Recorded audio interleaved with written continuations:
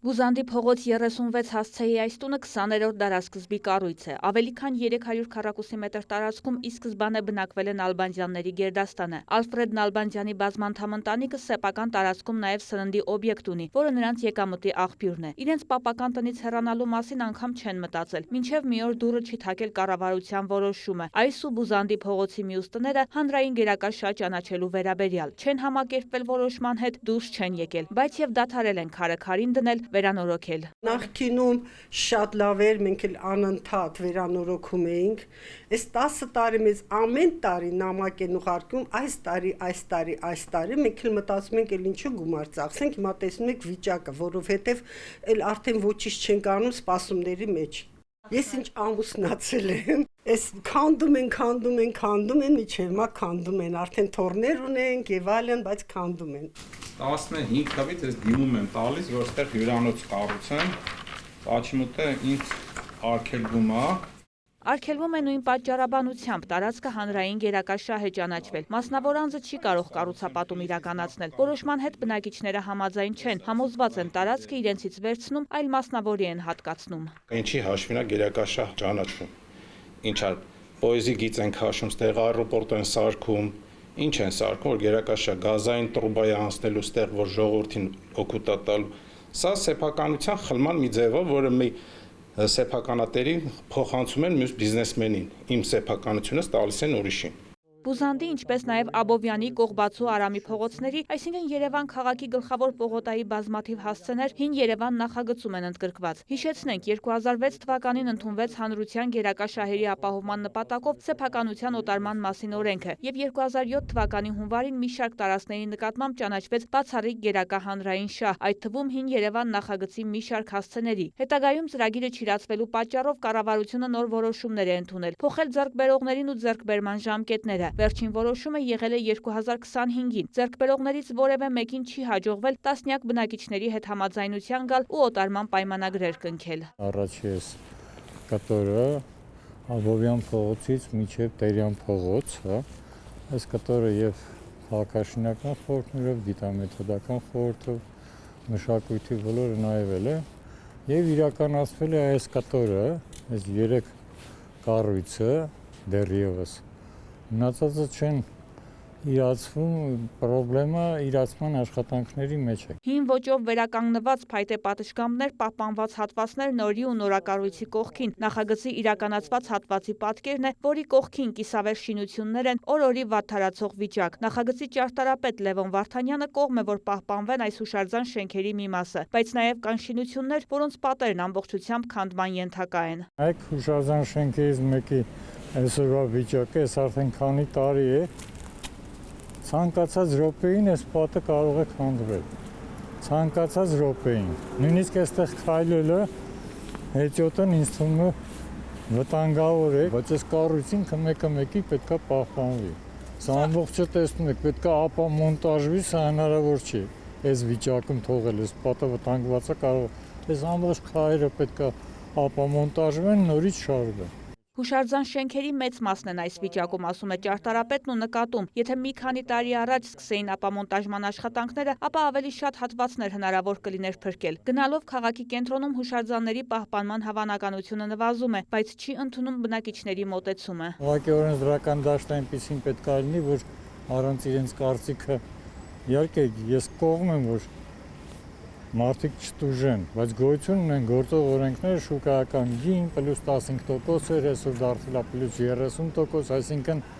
ամբողջ աշխարհում է այդպես է, բայց այստեղ կա հանրային շահ եւ մասնավորի շահ, պետք է նայել, թե որն է ավելի գերակաշիռ Երևանի համար։ Այսինքն մի կողմից պետությունը կամ կազմակերպությունը, որ այդ գույքերը վերցրել է, որպեսզի այնտեղ ծրագիր իրականացնի, ճարտարապետական պրոյեկտ իրականացնի քաղաքաշինական ենթակառուցվածքային, դա կիսատ է մնացել եւ հարմարություններ պատճառելով մեզ որպես քաղաքի բնակիչների եւ նաեւ ներդրումային միջավայրի վրա է ազդեցություն ունենում, որովհետեւ ապագայում նույն բիզնեսը, կառուցապատողը կամ մեկ այլ անձ, ով ուզում է պրոյեկտ իրականացնել, նա ունի վախեր, ռիսկեր, որ կարող է այնտեղ ուրեմն իր ծրագիրը չիրականացվել եւ մտնի փակուղի։ Փակուղուց դուրս գալու ճանապարհը Արդարադատության նախարարությունը փորձել է գտնել ոչ թե պարտադրանքի, այլ բնակիչներին խրախուսելու եղանակով։ Մի շարք փոփոխություններ եւ լրացումներ կատարելով հանրության գերակա շահերի ապահովման նպատակով սեփականության օտարման մասին օրենքում փորձել ենք հավասարակշռված մոտեցում ցուցաբերել, նախատեսել կարգավորումներ, որ պաշտպանված ու երաշխավորված լինեն ինչպես սեփականատիրոջ իրավունքները, այնպես էլ ձեռքբերողի։ Հանրությունը շատ դեպքերում լավ չի ընկալում, հա, ինչու է այդ որոշումը կայացում եւ ինչու պետք է գույքը իրենից վերցվի եւ դրվի մեկ այլ մասնավոր կազմակերպության, հա, իհարկե պետությունը վերցնում է իր անունից, բայց տալիս է մասնավորին, որպեսզի այնտեղ ծրագիր իրականացվի եւ այդ իսկ պատճառով մենք օրինակ այս նախագծով նախատեսել ենք, որ նախ այդ որոշումները պետք է ավելի հիմնավորված լինեն, որպես ընդհանուր կանոն պետք է ձեռքբերողը լինի պետությունը կամ համայնքը։ Գործող օրենքի ուսումնասիրությունը նաև հանգեցրել է համոզման, որ այն խրախուսական մեխանիզմներ չի նախատեսում։ Հիմա մենք առաջարկել ենք մեխանիզմ, որ եթե քաղաքացին համաձայն է գույքի կամավոր օտարմանը, կնքում է այդ պայմանագիրը եւ սահմանված ժամկետում գույքը հանձնում է նոր ձեռքբերողին, ազատում է գույքը, ապա այդ ժամանակ ինքը կարող է ստանալ եւս 15% ավել փոխհատուցում, այսինքն փաստացի գույքի գնահատված արժեքին գումարած 30% կարող է ստանալ։ Կարծում եմ, որ դրանք դրական ազդեցություն կունենան այս լճացած գործերի, այսպես ասենք, վերակենդանացման տրամաբանությամբ, ինչպես նաև հետագայում նաև որոշակի վստահություն սեփականատերերի մոտ կլինի կապված գնահատման պրոցեսների հետ։ Փաստաբան Արմեն Հարությունյանը գերակա հանրային շահին առնչվող բազմաթիվ գործերում է ներգրավված, ինչպես ներպետական, այնպես էլ միեդում գտնվող գործերի։ Առիթներ է ունեցել հանդես գալ երկու կողմից էլ, ինչպես սեփականատերերի, այնպես էլ ձեռքբերողների շահերի պաշտպանությամբ զբաղվել է։ Համոզվել է, քանի դեռ նման միջամտություն չի արվել, ընթացիկ գործերի քննությունների ավարտը չի երևալու։ Փաստաբանն օրինակ է բերում իր պրակտիկայից, այսպես կոչված Ֆիրդուսի թաղամասում գերակա շատ ճանաչված տարածքի սեփականատերը պահանջել է գնահատված գումարից կրկնակի ավելին։ Գնահատումը կատարվել է մասնագետների կողմից 15% հավելավճարով, սակայն համաձայնության չեն եկել։ Կառուցապատող ընկերությունը ամբողջ գումարը, բավականին մեծ գումար, դեպոնացրեց դատարանի հաշվին, այսինքն փոխանցեց դատարանի հաշվին։ Մնում էր 2 ամսվա ընթացքում զուտ ընթացակարգային հասկանալ այդ գնահատման արժեքի իրականը թե չէ։ Եվ վերջնական որոշում կայացնել, սակայն այդ գործի քննությունը տևեց 2 տարի, ընդ որում կառուցապատողի համար արդեն կամ ձեռքբերողի համար արդեն ձեռնտու չէր այս տարբերակը։ Նոր կարգավորումներով լուծվում է նաև օրինակում բերված ամենախնդրահարույց հարցը։ Փոխվում է գնահատման մեթոդաբանությունը համապատասխանեցնելով միջազգային չափանիշներին։ Փոփոխությունով հնարավորություն է տրվում սեփականատիրոջը անձամբ մասնակցել գնահատման process-ին, ինքը իր միջոցով կարող է ներկայացնել գնահատման հաշվետվություն, եթե ձեռքբերողի գնահատման հաշվետվության հետ համաձայն չի, եւ բացի այդ նաև իրավունք ունի ընտրել գնահատողին համապատասխան ցանկից։ Կարևոր փոփոխություն է կատարվում նաև ձեռնարկատիրական նշանակություն ունեցող գույքի գնահատման հարցում։ Հիմա գործող օրենքով դա չկա, այսինքն կարելի գործող օրենքով զուտ գնահատվում է գույքի շուկայական արժեքը, բայց այո, հաշվի չի առնվում, որ այդ գույքը կարող է ներգրավել ձեռնարկատիրական գործունեության մեջ, լինել անձի եկամտի միակ աղբյուրը եւ հիմա այս նախագծով այո նման երաշխիք սահմանվում է պարտադիր, բացի այդ նաեւ կառավարությունը կարող է բնակիչներին, սեփականատերերին տրամադրել նաեւ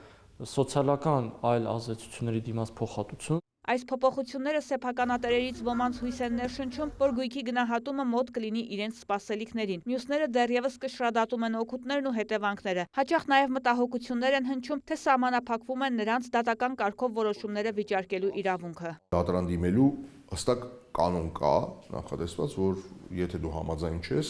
որոշման հետ, վիճարկիր որոշումը, եթե համաձայն չես գնահատման արժեքի հետ, վիճարկիր գնահատման արժեքը։ Միևնույն ժամանակ երկրորդ լուծումն է առաջարկում օրենքը, բայց եթե չվիճարկես եւ համաձայնվես, քո գնահատածից պլյուս 15% ավել գումար կստանաս։ Որոշման կայացումը չի կասեցնելու գործընթացը, բացառությամբ եթե կողմը չհիմնավորի, որ անդառնալի հետևանքներ կարող է առաջացնել իր կամ հանրության համար այդ որոշման չկասեցնելը, բայց process-ը շարունակվելու է եւ մենք հույս ունենք, որ այդ հարցը արագ պետք է քննարկվի վարչական դատարանում եւ եթե դատարանը հենց սկզբնական process-ում փաստում է, որ որևէ խախտում չկա, այսինքն որոշումը օրենքի սահմաններում է կայացվել, հետեւաբար հաջորդ փուլերում արդեն էլ իմաստ չկա այդ որոշումը այլ դատաներում վիճարկելու, որովհետև արդեն իսկ ֆիքսվել է, որ դա օրինական որոշում է։ Այ երկրորդ փուլում արդեն քաղաքացին կարող է վիճարկել փոխհատուցման չափը։ Նոր կարգավորումները պատասխանատվություն են սահմանում նաև կառուցապատողների համար, որոնք պարտավոր են սահմանված ժամկետներում իրականացնել ծրագիրը։ Հակառակ պարագայում մեծ չափով վարչական պատասխանատվություն կկրեն։ Վարդուհի Արզումանյան, Ժիրայր Հաբետյան, Էդգար Դավթյան եւ Գևորգ Զաքարյան, Կիրակնորյալ լուրեր։